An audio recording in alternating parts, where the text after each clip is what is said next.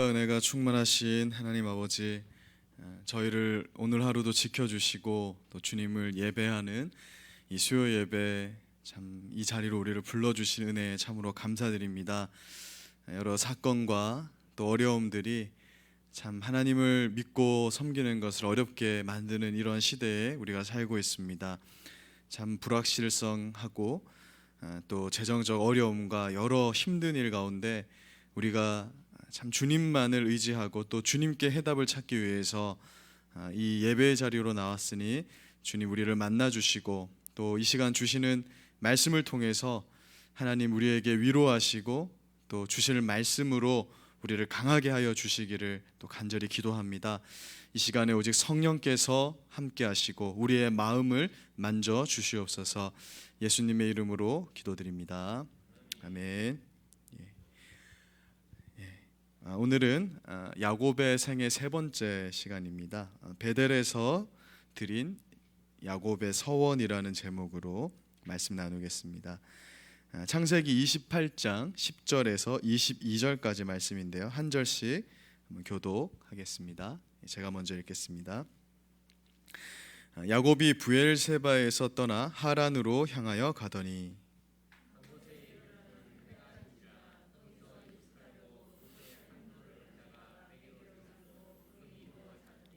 꿈에 본즉 사닥다리가 땅 위에 서 있는데 그 꼭대기가 하늘에 닿았고 또 본즉 하나님의 사자들이 그 위에서 오르락 내리락 하고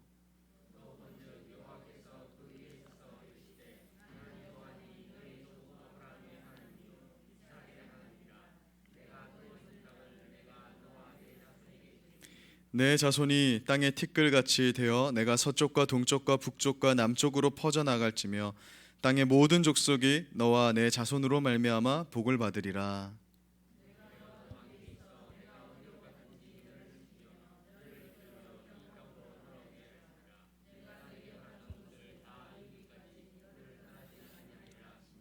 야곱이 잠이 깨어 이르되 여호와께서 과연 여기 계시거늘 내가 알지 못하였도다.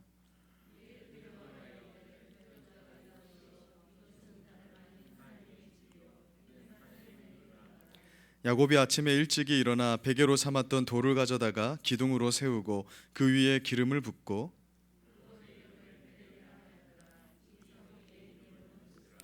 야곱이 서원하여 이르되 하나님이 나와 함께 계시니 내가 가는 이 길에서 나를 지키시고 먹을 떡과 입을 옷을 주시어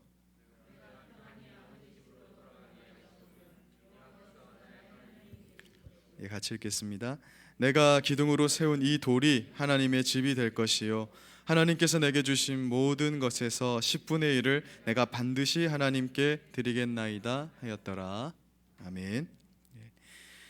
우리가 함께 살펴보고 있는 이 야곱이라는 인물은 실수와 또 약점이 투성이인 그런 일반적인 우리의 모습과 참 많이 닮아 있어서 많은 공감을 불러일으키고 또 한편으로는 위로를 주는 그런 인물임을 보고 있습니다. 뭐 하나 제대로 내세울 것이 없는 그저 실수와 허물로 가득한 그런 야곱이지만 하나님은 이런 야곱을 사랑하셨고 또 선택하셔서 하나님 나라의 백성답게 만들어 가시는 것을 보게 됩니다. 우리가 이러한 하나님을 볼 때 야곱의 인생을 닮은 우리의 인생 역시 결코 멸망으로 마치는 것이 아니라 하나님께서 우리를 부르실 때부터 계획하시고 목표하셨던 그 영광스러운 종착역까지 우리를 온전히 이끄실 것을 확인하게 되는 것입니다. 오늘 본문 말씀에서도 야곱의 모습은 참으로 애처롭습니다. 형과 아버지를 속여 기어코 축복을 받아낸 그 야곱은 이제 아버지만 죽이면, 아버지만 돌아가시면 내가 너를 반드시 죽일 것이라고 마음먹고 이를 갈고 있는 형 에서를 피해서 외삼촌 라반의 집이 있는 하란으로 도피하는 그런 나그네 길을 시작하게 됩니다. 이때 야곱의 나이가 벌써 71세가 되었어요. 여기 71세인 분이 안 계신 것 같은데요. 이때 당시에는 이제 수명이 좀 길기는 했지만 그래 적지 않은 나이입니다. 야곱은 이제야 어머니 리브가의 치마폭에서 벗어나 스스로의 삶의 길을 개척해 나가는 그런 시기가 된 것을 보게 됩니다. 이처럼 그토록 사모하여서 아버지와 형까지 속여가며 하늘의 복을 받은 야곱의 인생은 인간의 눈으로 볼 때는 어느 것 하나 형통한 것과는 거리가 먼, 그러니까 막힌 인생을 살게 되는 것을 보게 됩니다. 그리고 이제 그 가혹한 운명은 형 에서로부터 하늘의 복을 가로챘다는 그 이유로 끝을 알 수 없는 나그네의 삶으로 그를 몰아넣게 됩니다. 한 장 넘겨주시면 지도가 있는데요, 자기가 사는 부엘세바에서 저기 하란까지, 밧단 아람이 있는 저 하란까지 저렇게 먼 길이 되는 것입니다. 외삼촌이 굉장히 먼 곳에 살고 있었던 것이죠. 그러니까 지금 이 길을 나서서 한 번도 가본 적 없는 외갓집, 이 길을 나서면 내가 언제 돌아올지 알 수 없는 그 불확실성 속에서 야곱은 길을 나서게 되는데, 도대체 하늘의 복을 받은 야곱의 인생은 왜 이처럼 막히는 인생으로 보여지느냐는 것이죠. 우리 생각에는 하나님의 복, 하늘의 복을 받았다면 이 땅에서도 만사형통해야 될 것 같은데, 어찌하여서 그의 인생은 하늘의 복을 얻지 못한 그 에서의 삶보다 더 못한 삶을 사는 것처럼 보이느냐는 것이죠. 우리가 지난 시간에 살펴본 것과 같이 그 이유는 현재 야곱의 인생은 어떤 인생이냐면 하나님의 부르심을 받아서 하늘의 복에 합당한 자로 다듬어지고 만들어지는 그 과정이 있기 때문에 그런 것입니다.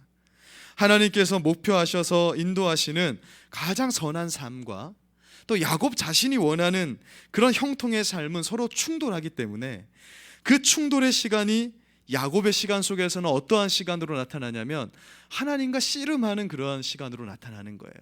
그래서 야곱의 인생을 보면 일평생 하나님과 씨름하는 모습으로 그의 인생이 이렇게 점칠되는 것을 보게 되는 것입니다. 우리 인간은 무지하여서 다 알지 못하지만 그 길로 가면 반드시 망할 것이기 때문에 하나님은 그를 막으시고 또 가장 좋은 곳으로 인도하시잖아요. 그런데 그 과정이 우리 인간의 입장에서는 내가 원하는 건 이쪽인데 나를 자꾸 못 가게 하니까 그것이 막히는 인생으로 여겨지게 된다라는 것입니다. 그리고 때로는 그러한 하나님의 간섭을 우리는 뭐라고 생각하냐면 고난이다라고 생각하는 거예요.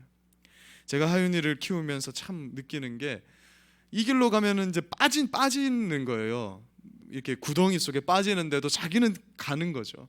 손을 잡고 안 된다라고 하면은 아주 요즘은 이제 고집이 세져가지고 막 가는 이렇게 글로 가면 안 되는데, 그래서 부모의 입장에서는 얘를 끄집어 당기는데 하윤이 입장에서는 우리의 인생과 빗대어 보면 그게 고난이요 하나님과 씨름으로 보여진다라는 거예요. 성경이 야곱의 인생을 통해서 우리에게 말씀하는 것은 그 막힘이 있는 것 같은 인생도 만약에 하나님이 부르심 속에서 그것이 발생하는 것이라면 그의 삶은 하늘의 복을 이미 소유하고 있는 삶이라는 것을 우리에게 계속 강조하고 있는 것입니다. 그래서 응원하는 거예요. 네가 결코 망하는 길로 가는 것이 아니다라는 것을 이 말씀을 통해서 계속 일깨워주면서 이 길을 지속할 수 있도록 우리를 돕고 있는 것입니다.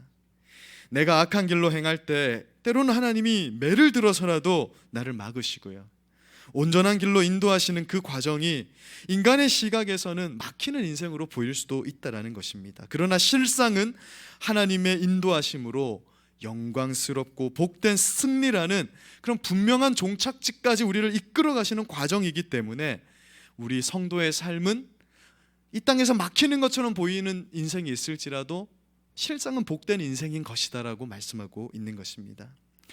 이것을 믿고 험한 이 세상도 하나님을 신뢰하면서 나아가는 게 바로 신자의 믿음인 것이고, 하나님과 씨름하며 결국에는 하나님의 깊고 선한 뜻을 깨달아서 그분의 뜻에 순종하는 삶으로 나아가게 되는 것이 바로 성화의 삶, 우리 신자의 성숙한 신앙의 삶이라 그렇게 말을 할 수 있는 것입니다. 하나님께서 인도하시는 삶의 과정 속에서 야곱은 형 에서를 피해서 이 외삼촌 라반의 집에 있는 하란으로의 여행을 시작하게 됩니다. 그리고 그렇게 도피하는 도중에 밤이 되어서요, 사실 이것이 우리 입장이 되면 정말 서글픈 것인데 어디 뭐 여관이 있는 것도 아니고 그냥 잘 곳이 없어서 그냥 길을 가다가 돌을 베고 그냥 잠을 자는 것입니다. 그런데 그날 밤 꿈에 하나님을 만나게 되는 거예요. 창세기 28장 13절에서 15절을 보시면 하나님께서 야곱에게 그 꿈에서 나타나셔서 이렇게 약속을 주십니다. 네가 누워있는 땅을 내가 너와 내 자손에게 주리니 내 자손이 땅에 티끌같이 되고 내가 서쪽과 동쪽과 북쪽과 남쪽으로 퍼져나갈지며 땅의 모든 족속이 너와 내 자손으로 말미암아 복을 받으리라. 내가 너와 함께 있어 네가 어디로 가든지 너를 지키고 너를 이끌어 이 땅으로 돌아오게 할지라. 내가 내게 허락한 것을 다 이루기까지 너를 떠나지 아니하리라. 이 약속을 주는 거예요. 아까 지도에서 보셨지만 이제 저 먼 길을 떠나는 그 야곱에게 하나님은 이런 약속을 주신 것입니다. 이에 잠에서 깬 야곱은 감격을 하는 거예요. 그리고 자기가 돌베개로 삼아서 베었던 그 돌을 기둥을 세우고 그 위에 기름을 붓고는 그곳 이름을 이제 베델이라 칭하게 됩니다.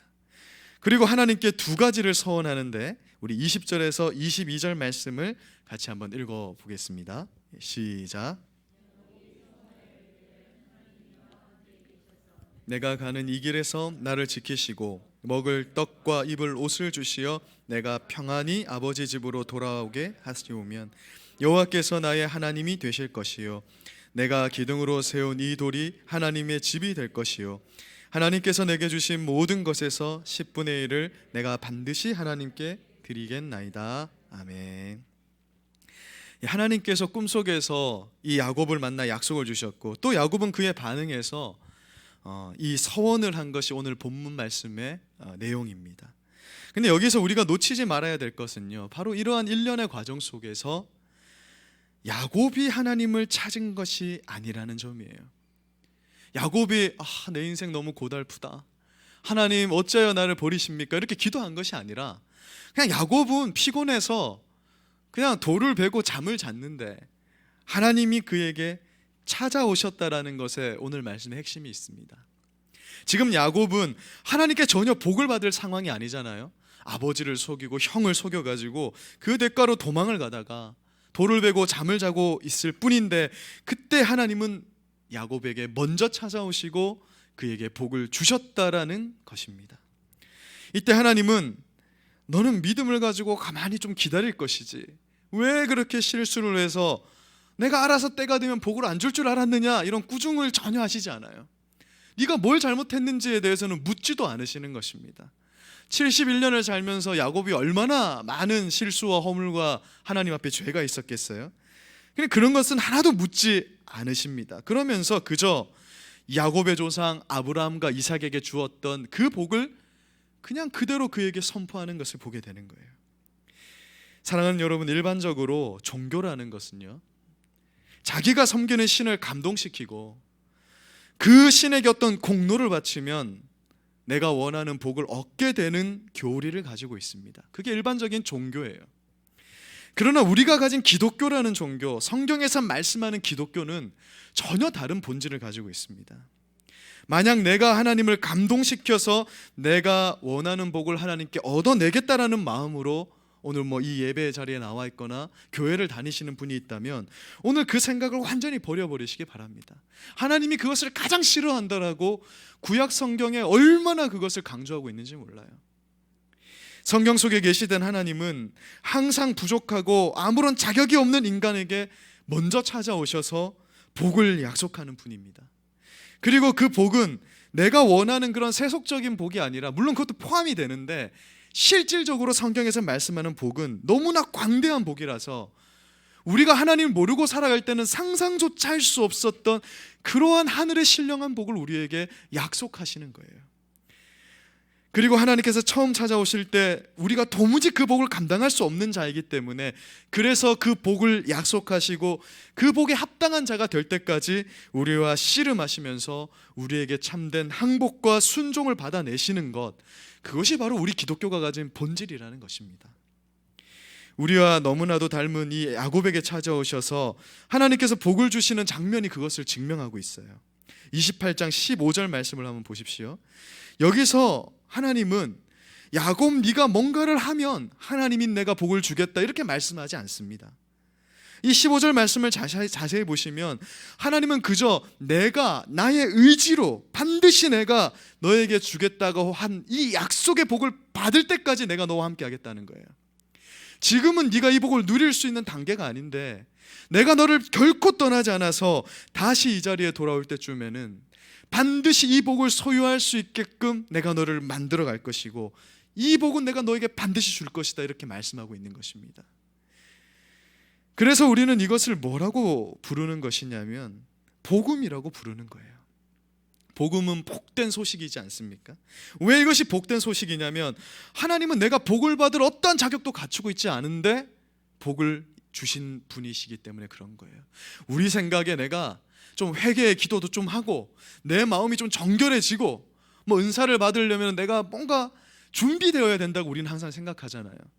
그래서 금식 기도도 한번 해보고 뭔가를 항상 준비해서 하나님 앞에 나아가야, 비워져야 뭔가를 주실 거라고 생각하지만 하나님은 그런 분이 아니라는 거예요. 지금 야곱이 한 것이 뭐가 있습니까?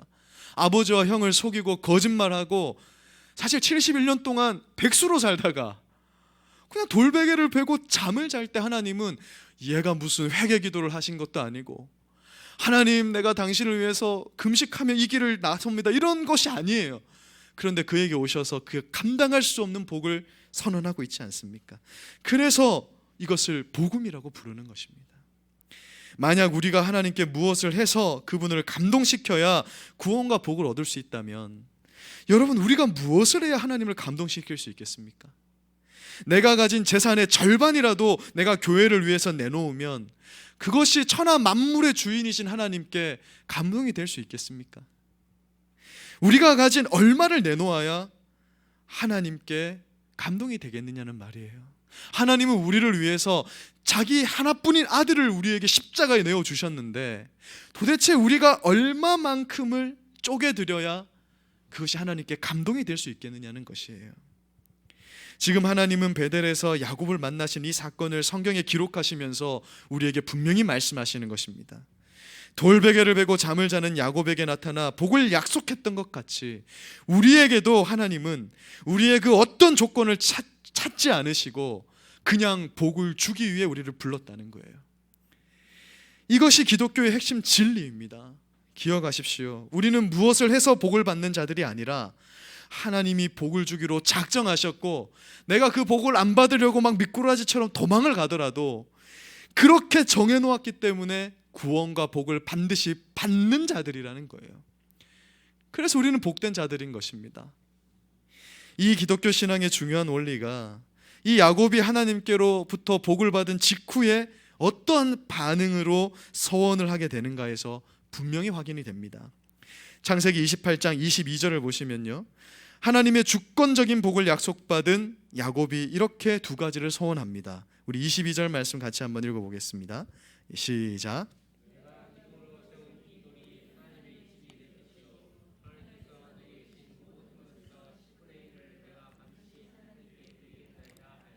아멘. 이걸 이제 두 가지로 요약하면 하나님 예배 잘 드릴 것이고 11조 잘 하겠습니다, 이 두 가지 서원이잖아요. 하나님이 이렇게 해주시면 이것이 서원인데, 우리가 흔히 서원이라는 것을 상당히 오해를 해서 어떻게 생각하냐면 우리가 원하는 것을 가지기 위해서 내가 원하는 것을 줄 수 있는 신에게 일종의 타협을 하는 걸 자꾸 서원이라 생각하는 거예요. 그래서 하나님은, 예수님은 서원하지 말라 이렇게 말씀하셨잖아요. 그러니까 잘못된 서원을 하지 말라는 의미인 것입니다.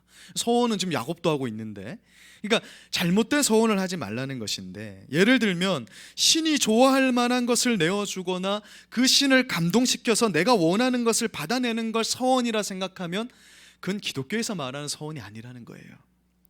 제가 중학교 3학년 때 아버지가 돌아가셨거든요.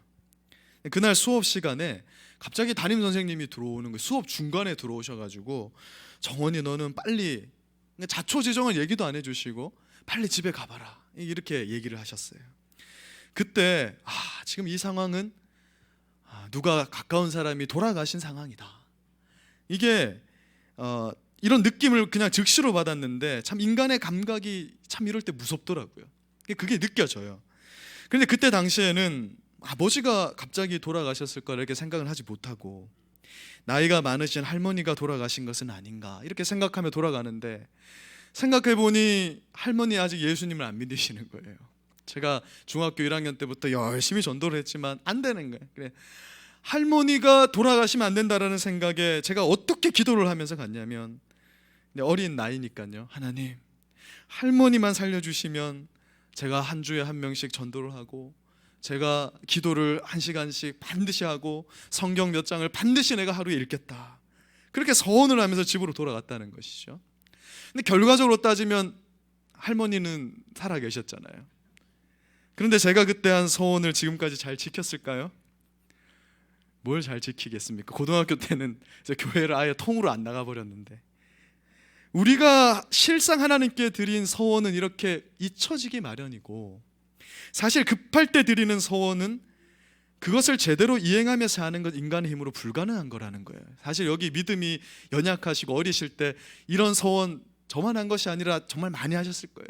근데 그거 지키시는 분 없으시잖아요. 사실 그게 잘못된 서원이기 때문에 그런 것입니다. 다시 말해서 이런 것은 기독교적인 서원이 아니라는 것이에요. 하나님은 이런 서원을 원하시지도 않습니다. 지금 야곱은 이런 개념으로 서원하는 것이 아닙니다. 오늘 성경을 잘 보시면요, 지금 야곱이 하는 서원은 내가 하나님께 뭔가 할 테니 하나님 내게 복을 주세요가 아닙니다.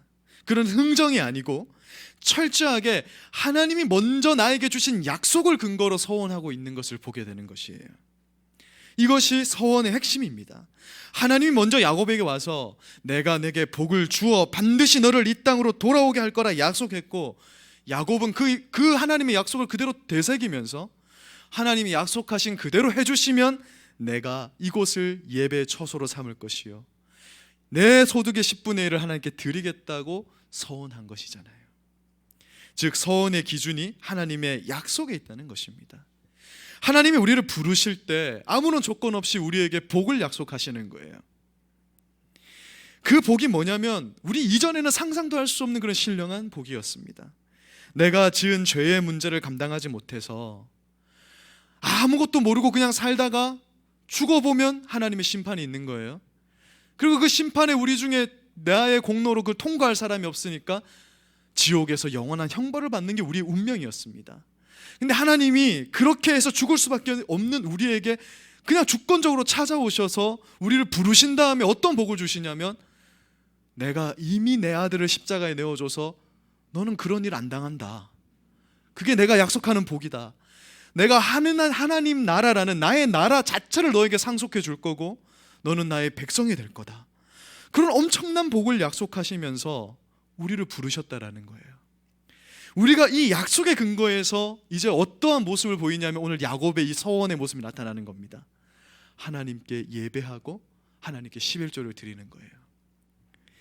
우리에게 약속하신 그 복을 주시는 하나님, 그 하나님 정말 내가 확인해 보니 그 하나님은 진실된 하나님이요, 그 약속을 오늘 분명히 이루어 가시는 하나님임을 내가 확인하면서, 그렇다면 내가 오늘도 하나님만을 예배할 것이고 내 소득의 10분의 1을 하나님께 드리겠다라는 서원이 우리 신앙의 의미 속에 이것이 담겨 있다라는 것입니다. 야곱이 드리는 이 모습이 우리 신약 시대 우리 신앙의 삶의 모습으로 나타나는 것입니다. 사랑하는 여러분, 우리가 왜 매주 교회 나와서 하나님을 예배합니까? 이 코로나 시기에 먹고 살기도 힘든데 내 수입을 저축하는 게 아니라 소득의 10분의 1이나 하나님께 왜 드려야 합니까? 세상 사람들이 이해를 할 수가 없는 것이죠. 사실 많은 분들이 11조만 하는 게 아니라 우리 교회만 해도, 우리 교회는 그 적은 편이죠. 감사헌금, 구제헌금, 장학헌금, 성교헌금, 특별헌금까지 해서 10분의 1 이상을 드리고 있잖아요. 우리가 왜 이렇게 하느냐는 것이죠. 오늘 야곱의 서원을 통해서 배우게 되는 신앙의 원리로는 우리는 결코 복을 받기 위해서, 내 사업의 번창을 위해서, 아픈 몸의 치료를 위해서, 마음의 평안을 위해서 예배에 나오고 헌금을 하는 것이 아니라는 것입니다. 또 반대로 예배에 나오지 않으면 하나님이 내게 화를 주실 것이, 그것이 겁이 나서 그 화를 피하기 위해서 예배에 나오는 것도 아니라는 것이에요. 우리의 예배는 하나님께서 나를 처음 부르실 때 약속하신 그 약속대로 내게 주신 복의 약속이 신실하게 지켜지고 있고 진행되어져 가고 있으니, 이후에도 내가 하나님 나라에서 얻게 될 영광의 약속도 내가 확실히 믿을 수 있겠다라는 그 신앙 고백의 형태로 예배를 드리고 11조를 드린다라는 것이에요. 하나님께서 이미 내게 복을 주셨으니 그 반응으로 나타나는 게 예배요 헌금이라는 것입니다. 이것이 우리 신앙에 놓쳐서는 안 될 아주 중요한 원리라는 것입니다. 사랑하는 여러분, 우리 신앙의 대상이신 하나님이 어떤 분이십니까? 내가 원하지 않았을 때 나에게 찾아오셔서 감히 내가 상상할 수도 없는 하늘의 복을 주신 분이 하나님이시라는 거예요. 여러분, 다윗이 성전을 지어드리고자 하잖아요. 그때 하나님 뭐라고 말씀하셨죠? 지으라고 하셨습니까? 너는 지으면 안 된다고 하셨습니까? 너는 지으면 안 된다. 네 아들 때에 가서 이걸 짓게 될 것이다 라고 말씀하잖아요.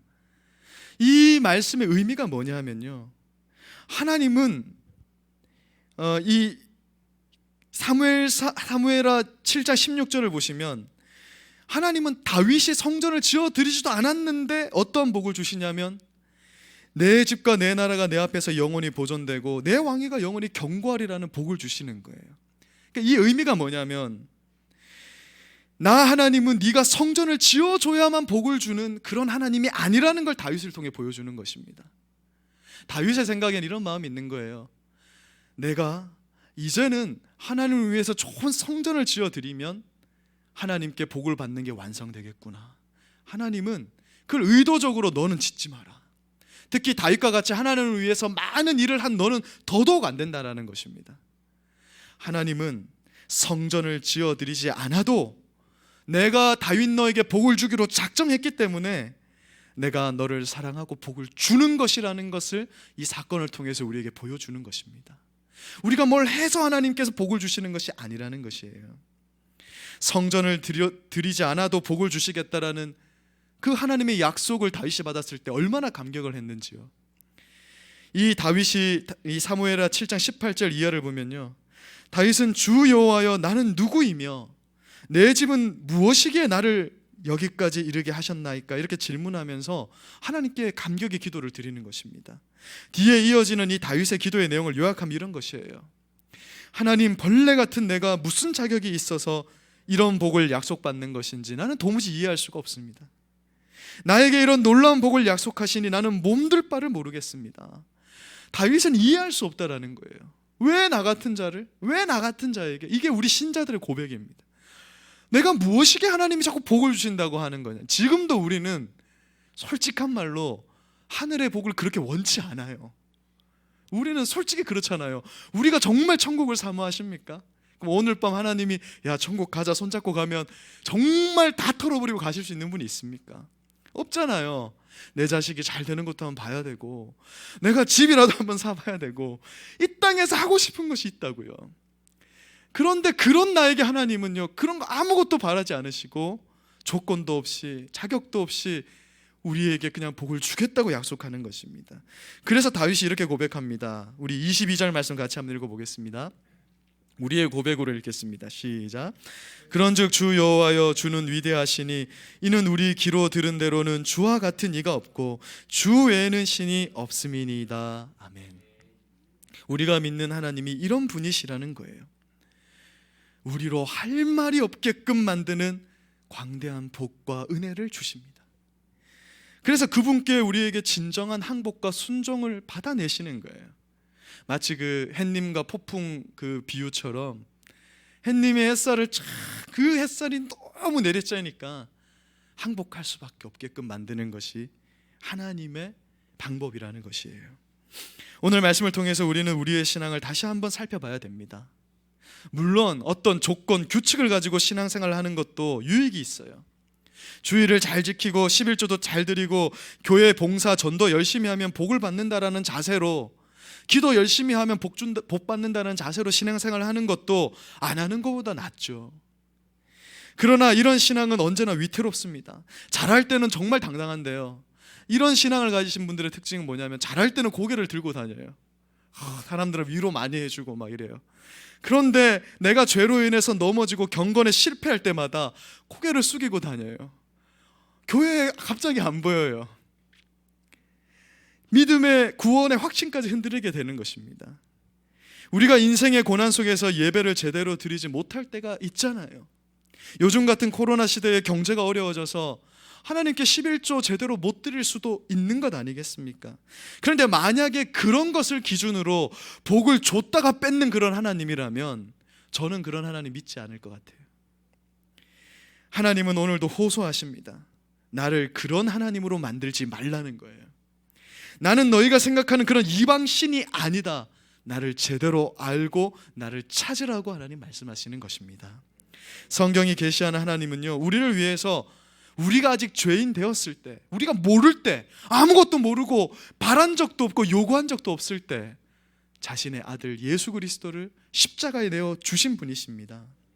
우리의 실패와 좌절 때문에 우리를 포기하는 분이 아니라는 거예요. 우리의 구원과 복의 근거를 우리에게서 찾으시는 것이 아니라 그 착한 일을 시작하신 하나님 당신에게서 찾기 때문에 우리를 부르실 때 약속하신 그 약속은 취소됨도 없고 실패함도 없는 것입니다.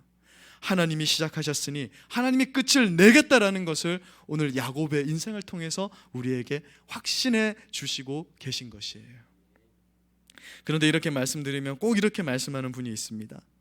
그렇게 은혜롭게만 가르치면 악한 인간은 신앙생활이 반드시 게을러진다, 그렇게 생각하시죠? 그러나 그렇지 않습니다. 여러분, 부모님이 자녀들을 채찍과 공포로만 키운다면 부모와 자녀 사이에 무슨 인격이 있고 의미가 있겠습니까? 그렇게 자란 자녀들은요, 다 부모님과 온전한 관계를 가지지 못하고 좀 크면 다 자기 뜻대로 자기 소견대로 살아가게 되는 거예요. 진정한 부모는 그렇게 하는 것이 아닙니다. 부모는 자녀의 모든 허물과 약점, 심지어 불효함까지도 사랑으로 덮어버리는 존재라는 거예요. 저는 우리 어머니만 생각하면 눈물이 나는데, 많이 배우지도 못하셨고 돈이 많은 것도 아니시지만요, 지금껏 본인의 그 하나님 주신 그 마음, 어떻게 보면 본능적인 마음이죠. 그 자녀를 사랑하는 마음 하나로 이날 이때껏 우리를 키워오셨거든요. 그 거대하고 숭고한 진정한 사랑 속에서 무엇을 발견하냐면 하나님의 우리를 향한 사랑을 발견하게 되는 것입니다. 하나님은 그런 인격적 관계를 원하시기 때문에 우리와 끝까지 싸우시고 우리로 항복을 받아낼 때까지 우리와 씨름하시는 거예요. 꺽지로 끄는 것이 아니라. 그래서 우리의 인생은 야곱과 같이 참 이렇게 씨름하는 인생으로 나타나게 되는 것을 보여주고 있는 것입니다. 말씀을 마무리하겠습니다. 오늘 말씀을 통해서 선포되는 이 복을 생각해 보니 참 우리 하나님은 예전부터 약속하신 그 복을 한 번도 잊으신 적이 없으시고요, 또 내게서 거둬간 적이 없으심을 발견하게 됩니다. 하나님은 우리가 아직 죄인일 때, 하나님이 누군지도 모를 때 나에게 찾아오셔서 내게 감당할 수 없는 복을 약속하셨잖아요. 내가 어디로 가든지 너를 지키겠다라는 그 약속을 아브라함과 이삭뿐만 아니라 야곱에게도 신실하게 이루시고 행하셨다면 야곱과 같은 인생을 사는 나의 인생 역시 하나님 분명히 이루실 것을 믿습니다. 물론 그 실현되는 과정 속에 하나님과의 씨름이 있고 항복이 있고 순종이 있을 것이지만, 그러나 그런 하나님의 간섭이 내가 하나님의 인도함을 제대로 받고 있다라는 증거가 되는 것이니 오늘도 우리는 묵묵히 이 말씀을 감사함으로 받고 이 신앙의 길을 걸어나가는 우리들의 모습이 되기를 간절히 소망합니다. 하나님은 우리를 결코 포기하지 않으십니다.